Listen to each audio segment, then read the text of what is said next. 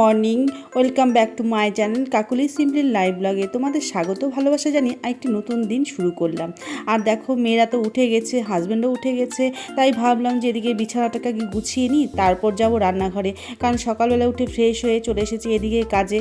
তো দেখো এই ঘরও চলে আসলাম গুছাতে। আর ঘুম থেকে ওঠার পর যদি সমস্ত ঘর গুছানো থাকে, মানে বিশেষ করে খাট বিছানা যদি গুছিয়ে রাখা যায়, তো অর্ধেক কাজ মনে হয় যে কমপ্লিট হয়ে যায়, মানে কাজ অনেক কমে যায়। তো চলো এদিকে ঝাড়াঝাড়ি করে সমস্ত মোছামুছি করে নিলাম। আর এই দেখো এগুলো রোজই কিন্তু মোছামুছি করি, তবুও খুব ধুলো পড়ে যায়, জানি না কোথা থেকে এত ধুলো আসে। তো চলো এদিকে কাজকর্ম সেরে নিলাম। আর এদিকে স্কুল ড্রেসটাও বের করে দিলাম, কারণ যেহেতু দুদিন স্কুল ছুটি, তাই ভাবলাম স্কুল ড্রেসটাও ধুয়ে দেওয়া যাক। আর এদিকে জলটাও ভরে নিই, খাওয়ার জল, রান্নার জল আমি এখান থেকেই ভরি, কারণ আমাদের এটা 180 ফিট পাইপের জল, খুব ফ্রেশ জল, খুব ভালো।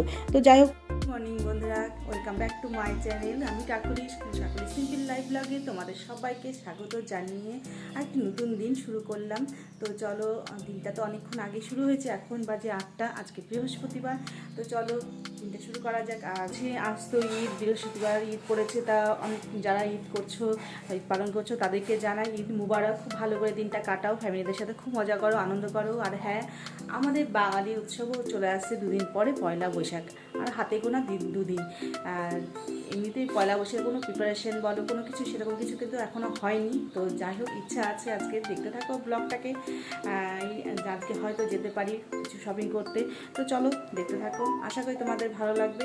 দেখো আমার ঘর তো বিছানা উঠিয়ে পরিষ্কার করে দিয়েছি, মেয়েরা তো পড়তে বসেছে, হাজব্যান্ডও উঠে গেছে, এখন চা করতে যাব, চা খাবো দুজনে। তো চলো এদিকে দেখতে পাচ্ছ এখন বসে দিয়েছি চা, কারণ অনেকক্ষণ হয়েছে উঠেছে, আর এদিকে টুকটাক কাজকর্ম করে তো আজকে দেরিও হয়ে গেছে চা খেতে খেতে। তো চলো আগে আমার চিনি ছাড়া চাটা নামিয়ে দিয়ে এবার হাজব্যান্ডের চিনি দেওয়া চাটা বসিয়ে দিলাম। খেয়ে নিলাম, খেয়ে দিয়ে তো বসেছিলাম।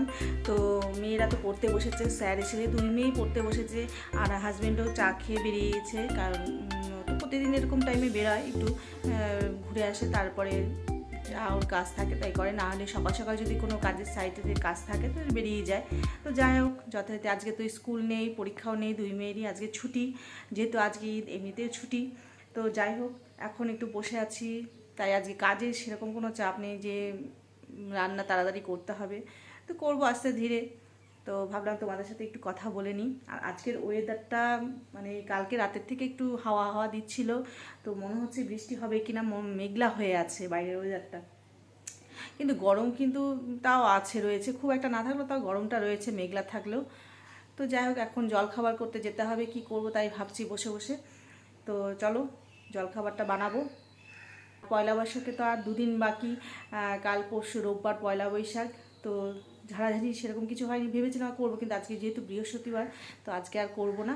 তো কালকে দেখা যাক, একটু ঝাড়াঝাড়ি মোছামুছি কিছু একটা করে নেব, অল্প স্বল্প। এমনি রোজ আমার ক্লিন করাই থাকে, রোজই আমি মোছামুছি করি। তো যাই হোক, একটু পর্দা টর্দাগুলো একটু ধুতে হবে। তো চলো সেটা আগামীকালে করবো, আজকে আর কিচ্ছু করব না। তো কি রান্না করব না করব। আর এই দেখো মেঘলা হয়ে আছে, সেরকম রোদ ওঠেনি, মনে হচ্ছে বৃষ্টি হলেও হতে পারে। তো চলো যাওয়া যাক রান্নাঘরে, কি করা যায়। তো চলো অনেক চিন্তা ভাবনা করে এদিকে জলখাবারও বসিয়ে দিয়েছি, কি গাজর আলু আর পেঁয়াজ দিয়ে ভাজা বসিয়েছি, আর ওদিকে রুটিটা করে নেব। সাধারণ খাবার একটু অসাধারণ করে দিলে বাচ্চাদেরও মনটাও বেশ খুশিতে ভরে যায়, পেট ভরা পাশাপাশি, তাই না বলো? তো চলো এখানে রুটিটাকে কি করব, একটু কিছুই না, সামান্য একটু সস আর মেয়োনিজ দিয়ে ভালো করে মাখিয়ে তার মধ্যেই ভাজাটা দিয়ে একটু ভালো করে স্প্রেড করে দেবো চারিদিকে সম্পূর্ণ, দিয়ে তাওয়াতে একটু তেল দিয়ে তার মধ্যে একটু সেঁকে নিয়ে একটু ভাজ করে ক্রিস্পি মতো করে দেবো। বেশ দেখতেও দারুণ হয়েছিল, আর খেতেও কিন্তু দুর্দান্ত হয়েছিল। তোমরা ট্রাই করতে পারো, সত্যি খুব বাচ্চারা খুশি হয়ে যাবে। তো চলো দেখতে পাচ্ছ, আর দেওয়ার সঙ্গে সঙ্গে ওদের মুখে যে হাসি ফুটে গেল, কি বলবো তোমাদের। তো তার পাশাপাশি আমরাও ভাবলাম একটু খেয়ে নিই, জলখাবার একসাথে একরকম হয়ে গেল। তো চলো এই তো দিয়ে দিলাম। চলো সকালে জলখাবার তো কমপ্লিট করে নিলাম, এবার যাব জামা কাপড়গুলো যেগুলো বের করেছি সেগুলো ধুয়ে দিব, কারণ সকাল থেকে আজকে মেঘলা রয়েছে, জানি না শুকোবে কিনা, তবু ড্রাই করে মেলে দিলাম। কিন্তু মেলার কিছুক্ষণ পরেই বৃষ্টি নেমে গেছিলো, সেই সমস্ত কিছু আবার আমাকে উঠাতে হয়েছিল। তো যাই হোক, এদিকে সময় এইগুলো কাজকর্ম করে নিয়ে ঝাড়াঝাড়ি করেই নিয়েছিলাম।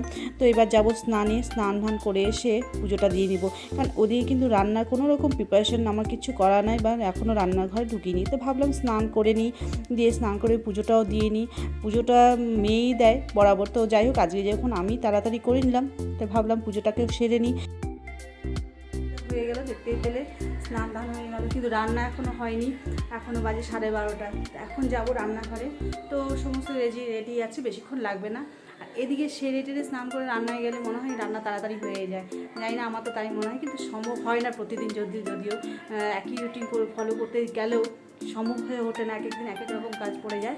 তো যাই হোক, আজকে বললাম তো সকাল থেকে যে চাপ খুব একটা ছিল না, সকালে তো জলখাবার খেলাম, খেয়ে দিয়ে এদিকে সমস্ত কাজকর্ম সেরে ঘরটাকে পরিষ্কার করে ঝাড় দিয়ে তারপর স্নানে গেলাম, পুজো হয়ে গেল, ব্যাস এবার নিশ্চিন্তে এবার রান্নায় বসাবো, মাছ বিট ভাজা আর একদিকে ভাত বসিয়ে দেবো, তো হয়ে যাবে আমার। তো চলো রান্নাঘরে যাওয়া যাক, চলো রান্নাটা বসিয়ে দেওয়া যাক। কিন্তু সময় কিন্তু হয়ে গেছিলো প্রায় 12:30, বুঝতেই পারছো অনেকটাই বেলা হয়ে গেছিলো।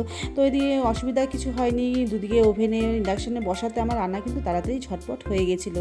আর রান্নাবান্না করে খাওয়া দাওয়া করে ইচ্ছা আছে আজকে বিকালে একটু বেরোনো, কারণ বুঝতেই পারছো 2 দিন বাদেই পয়লা বৈশাখ, তো কিছু কেনাকাটা তো করতেই হবে বাচ্চাদের জন্য। তো দেখা যাক কতদূর কী সম্ভব হয়।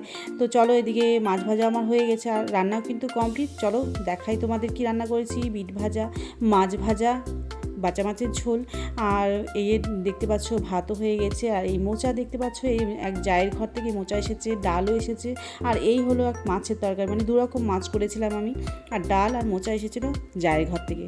তো চলো এবার দেখতে পাচ্ছ সমস্ত কমপ্লিট করে মুছে টুছে ক্লিন করে নিয়েছি, আর এদের মেয়েদেরকে নিয়ে একদম বসে গেছি খাওয়া দাওয়া করতে। তো চলো যে রেডি হয়ে গেছি, এখন যাবো পয়লা বৈশাখের বাজার করতে। লিপস্টিক দিতে হবে না, চলো এই যাবো মেয়েদেরকে নিয়ে, দেখি পয়লা বৈশাখে বাজার এমন কিছু নাই, সামান্য কিছু মানে সুতির কিছু জামা কাপড় সবসময় পরার জন্য যেগুলো কেনা হয় ওগুলোই। তো চলো দেখা যাক, কোনো শপিং মলে নাই, এখানে একটা পাশে একটা দোকান আছে বাড়ির কাছে, সেখানেই যাবো। তো চলো, আর তারপর যাবো একটু বাজারে। চলে এসেছি এই দোকানে, আর তোমাদের আগেই বলেছি যে আমাদের বাড়ি থেকে প্রায় 10 মিনিটের হাঁটা পথ এই দোকানটা। এখানে ছোট থেকে মেয়েদের সমস্ত রকমের জিনিসপত্র আমরা কিনে থাকি, খুব ভালো কোয়ালিটি, খুব পছন্দসই জিনিস এখানে পাওয়া যায়। আর এখন ছোট থেকে বড় সবারই সব ধরনের জিনিসই পাওয়া যায়। তো এই দেখো জামা দিচ্ছে এখানে, বেশ ভালোই লাগছিল দেখতে। তো চলো, এখান থেকে মেয়েদের জামা কাপড় না হলে আমি চলে গেছিলাম বাজারে, কারণ ঠাকুরের জামা কাপড় রয়েছে আর টুকটাক কিছু কেনার ছিল, সে তার জন্য চলে গেছিলাম।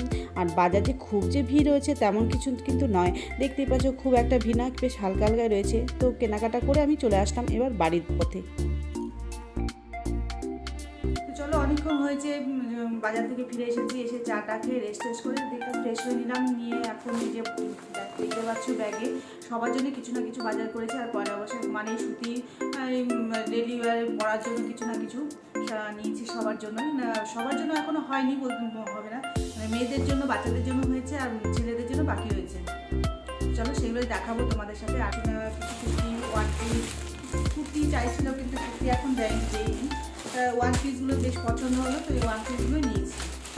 এটা নিয়েছি বড় মেয়ের জন্য, খুব পাতলা। আর এই ছোটো মেয়ের কেনা নিয়ে খুব সমস্যা হয়, ওর গায়ে যদি কমফোর্টেবল না হয় পরে ও ঠিক নিতে চায় না বা পরতে চায় না, যার জন্য ওকে নিয়ে একদম পরিয়ে তারপরে নিয়ে আসা হয়। আর এই যে এগুলো নিয়েছি বারণগুলো, যেগুলো ঘরে সবসময় পরার, এগুলো খুলে দেখালাম না। এই দেখতে পাচ্ছ 2 মেয়ের জন্য দুটো করে নিয়েছি, আর একটা ইনার নিয়েছি, দুটো ইনার নিয়েছি। এদের জন্য নিয়েছি নাইটি, এই যে দেখতে পাচ্ছ দুটা, একটা সেজো জায়ের একটা মেজো জায়ের। এটা হলো আমার যে গোপালের জন্য, গোপাল আর ঠাকুর ঘরে যত ঠাকুর আছে সবার জন্য নেওয়া হয়েছে নতুন কাপড়।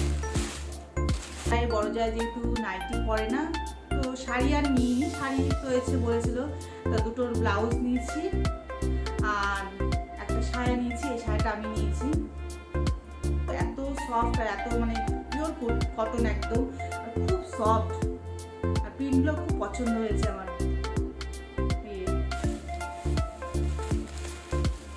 আর এই হলো ঠাকুরের জামা,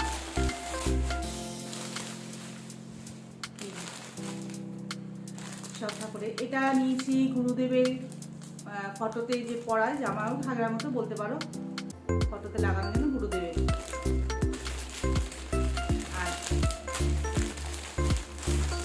আর এই হলো আমার গোপালের, এই একটা